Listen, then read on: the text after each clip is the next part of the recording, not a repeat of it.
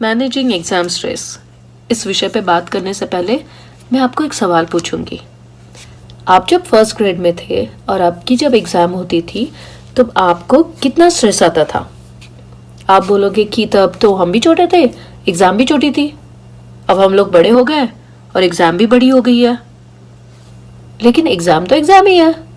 कुछ क्वेश्चंस जो आपको आंसर करने हैं और एग्जाम खत्म। आप बोलोगे नहीं नहीं नहीं, आपको पता नहीं कितना स्ट्रेस होता है, कितना होता है और कहाँ से आता है। अगर आप सोचोगे तो आपको समझ में आएगा कि आपको दो टाइप के स्ट्रेस होते हैं। एक होता है सोशल स्ट्रेस और एक होता है पर्सनल स्ट्रेस।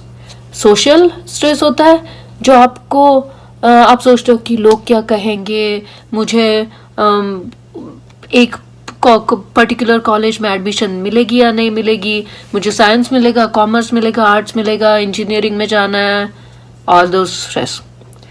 इन सब स्ट्रेस को आप कंट्रोल नहीं कर सकते। फिर आप कौन से स्ट्रेस को कंट्रोल कर सकते हो या मैनेज कर सकते हो? That is your personal stress. अब पर्सनल स्ट्रेस क्या होता है? जो आपकी पर्सनल लेवल पे होता है कि मेरी पढ़ाई नहीं हो रही है, कितने सारे टॉपिक्स कवर करने हैं, टाइम कितना कम है और इतना सब कुछ करके मुझे मार्क्स भी अच्छे से लेके आने हैं। अब ये सब आप जब देखोगे तो आपको लगेगा कि प्रॉब्लम बहुत बड़ी है। तो अब क्या करना है? प्रॉब्लम को अगर आप छोटा छोटा छोटा कट करोगे तो वो प्रॉब्लम स्मॉल हो जाएगी और उसकी सॉल्यूशन भी आसान हो जाएगी। फिर आप चलिए एक बड़ा प्रॉब्लम आपका इसी में से लेते हैं कि आपकी पढ़ाई नहीं होती है। अब पढ़ाई क्यों नहीं होती है? इसके बहुत सारे रीज़न हैं, लेकिन उसमें दो रीज़न बहुत इम्पोर्टेंट है। एक तो हेल्थ और दूसरा सेल्फ अवेयरनेस। जब मैं बोलती हूँ health, that includes your physical and mental health. अच्छे से खाना पीना है, अच्छे से सोना है, और दूसरा है आपका जो मैंने बोला that is your self awareness. Self awareness मतलब आपको ये देखना है कि आपकी कौन से टाइम पे पढ़ाई ज़्यादा अच्छे से होती है। मतलब आपकी दिन में अच्छे से पढ़ाई होती है या रात में अच्छे से पढ़ाई होती है। जैसे मुझे आप पूछोगे तो मुझे रात में पढ़ाई करना बहुत अच्छा लगता है।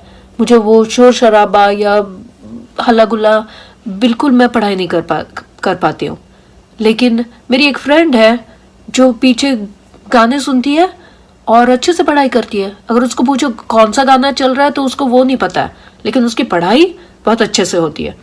तो हम लोग every one of us is different, right? सब लोग डिफरेंट होते हैं। किसी की रात में पढ़ाई अच्छी होती है, किसी की दिन में होती है, किसी की ग्रुप स्टडीज में होती है, किसी की अलोन सिर्फ खुद के खुद ही अकेले अकेले पढ़ाई अच्छी होती है। तो आपको वो चीज़ ध्यान में रखनी है। एक बार आपको समझ में आ गया कि हाँ मुझे इस टाइम पे पढ़ाई करनी है, then you are happy on your own कि हाँ मुझे समझ में आ गया कि मुझे क्या करना है। अब चलते हैं दूसरे प्रॉब्लम के तरफ, जो होता है टाइम कम है और टॉपिक्स बहुत ज़्यादा है। तो मुझे पता है कि आप अब तक बहुत सारे प्लान कर चुके होंगे, बहुत सारे स्केड्यूल्स आपके डस्टबिन में गए होंगे और फिर से नया आता है, फिर से बनता है। तो ये ऐसा क्यों होता है? क्योंकि आप बहुत ज़्यादा डिफ़िकल्ट प्लानिंग करते हो। प्लानिंग ऐसी चाहिए जो बहुत आसान हो एग्जीक्यूट करने के लिए और रियल हो, प्रैक्टिकल हो, राइट? जैसे मैं अगर आपको बोलूँ कि आपको 10 दिन में 20 टॉपिक ख़त्म करने हैं, आपको लगेगा ओ माय गुडनेस, सुन के ऐसे लगता है, लेकिन 10 दिन में 20 टॉपिक मतलब एक दिन में 2 टॉपिक। और फिर आपको देखना है कि एक दिन में आप कितने घंटे आपको मिलते हैं। आपको अगर 4 घंटे मिलते हैं मतलब एक टॉपिक को आपको 2 घंटे मिल रहा है, राइट? अगर आपके पास 2 ही घंटे हैं मतलब 1 घंटा एक टॉपिक को मिल रहा है। फिर भी आप जितना आपने प्लान किया है उसको कवर कर पा रहे हो। और अगर आपको ज़्यादा टाइम मिला तो आप रिविजन कर लो। मतलब ऐसी प्लानिंग करो जो आसान हो और जो आप हर एक दिन उसको पूरा कर पाओ, राइट? देखा, बड़ी प्रॉब्लम को छोटा छोटा किया, आसान हो गया, राइट?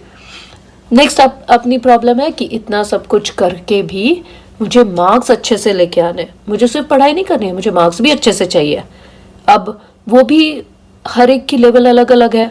कोई बहुत होशियार होता है कि जो एक बार पढ़ के सब कुछ याद आ जाता है, लेकिन अगर कोई मेरे जैसा हो कि जो 4 बार पढ़ाई करके भी ऐसा लगता है ओह माय गुडनेस मैंने कितना सारा पढ़ाई किया था, फिर भी जब एग्जाम आई तो मुझे कुछ याद नहीं आया, ऐसा होता है। ओके, तो यू आर नॉट डिफरेंट। ऐसे बहुत सारे लोगों के साथ होता है, मेरे साथ भी होता है। लेकिन हम लोग को क्या करना है, हम लोग को प्रॉब्लम की सॉल्यूशन निकालनी है। अब इस चीज के लिए आपको क्या करना है, आपको डिफरेंट डिफरेंट तरीके ढूंढने पढ़ाई करने के लिए। जैसे मैं एक एग्जांपल आपको बताती हूँ कि for example Boston T party एक टॉपिक था, याद है स्कूल में। मुझे पता नहीं उसके वो ही याद नहीं रहते थे, कौन सी ईयर में क्या हुआ, किसने किसको टैक्स किया, कौन क्या झगड़ा कर रहा था। फिर एक बार मैंने सोचा कि यार मैं अगर वहां पे होती तो मैं क्या करती, और मैंने उस इंसिडेंट को पर्सोनिफाई किया मतलब जो चीज अभी नहीं है उसमें अंदर जाके घुस के उसको लाइव मोड़ दो।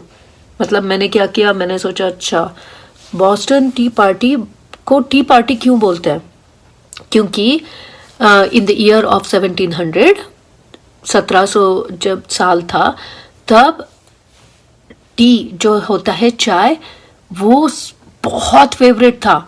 मतलब छोटे बड़े तो पीते ही थे, बच्चे भी पीते थे, इतनी चाय उन लोगों को अच्छी लगती थी। इसका ब्रिटेन ने फायदा ले लिया, बोले अच्छा ये लोग चाय बहुत पीते हैं, इसको मैं ना अब कैसे वैसे तो मुझे पैसे तो चाहिए, मैं टैक्स ही लगा देता हूँ। तो फिर उन्होंने क्या किया, चाय पे टैक्स लगा दिया। 1767 में अमेरिका ने बोल दिया नहीं नहीं नहीं नहीं, टैक्स पे चाय पे टैक्स नहीं लगेगा। और ऐसे करते करते करते 1773 आ गया और वो ब्रिटेन अपना टैक्स अपना बढ़ाते गया और उसके ऊपर से उन लोगों को झगड़ा आ गया। और फिर जो नेटिव अमेरिकन थे उन्होंने कोट शोट पहन लिया, बोट पे चढ़ गए, एक एक बक्सा उठाया और ये दे फेंका पानी में। अब मुझे बताइए अगर आप पूरी बुक भी पढ़ते तो इतनी स्टोरी आपको याद होती?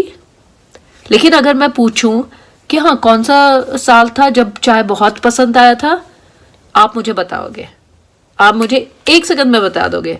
या मैं पूछूंगी अच्छा कौन सा साल था, 1773 था या 1780 था जब वो टैक्स बढ़ाते गए, जब ये बॉस्टन टी पार्टी हुई, आप मुझे बताओगे। क्यों? क्योंकि आप उसमें खुद को इन्वॉल्व कर लिया आपने और आपको वो चीज याद हो गई। वैसे ही आपको करना है। आपको पढ़ाई अगर नहीं देखोगे, स्टोरी देखोगे या उसमें कोई टेक्निक यूज करोगे तो आपको फटाक से याद होता है और ये एग्जाम में भी याद रहेगा आपको, राइट? जैसे मैंने आपको ऐसी स्टोरी बोल के सुना दिया, लेकिन मैंने तब जो पढ़ा था वो मुझे अभी भी याद है और पढ़ाई के जैसे याद नहीं है, इट्स लाइक अ स्टोरी के जैसे याद है। तो आप डिफिकल्ट चीजों को सिंपल बनाएं, राइट? जैसे दूसरा मैंने बोला कि आप टेक्निक यूज कर सकते हो। जैसे ये तो माना कि बहुत इजी था, लेकिन जैसे फिजिक्स होता है या केमिस्ट्री होता है या अकाउंट्स होता है या लिटरेचर होता है, ये सारी चीज़ें बहुत डिफ़िकल्ट होती है आपको ध्यान में रखने के लिए। तो आप क्या कर सकते हो, एक बहुत आसान टेक्निक है, उसको बोलते हैं 3 R's। R, okay, R for Roger, 3 R's। क्या करना है 3 R में? पहले एक पैराग्राफ लेना है और उसको आपने पढ़ना है। जैसे फॉर एग्जांपल ये बॉस्टन टी पार्टी, अब आपको पता है इसलिए मैं सेम एग्जांपल ले रही हूँ। और फिर मैंने ये पढ़ा, बॉस्टन टी पार्टी में ऐसे हुआ था, अमेरिकन ने ऐसे किया, ब्रिटेन ने ऐसे किया, डू, और लंबा चौड़ा पैराग्राफ मैंने पढ़ लिया। तब मुझे मेरे दिमाग पे जोर नहीं देना है कि मुझे उसका ईयर याद रखना है या कौन इन्वॉल्व था, ऑफिसर का क्या नाम था, किसने फायरिंग की, मुझे ये सब अभी याद नहीं रहना है। मुझे सिर्फ रीड करना है। इस रीडिंग में क्या हुआ, आपके ब्रेन में कहीं ना कहीं कुछ तो भी स्टोर हो गया कि अच्छा ऐसा कुछ तो भी है।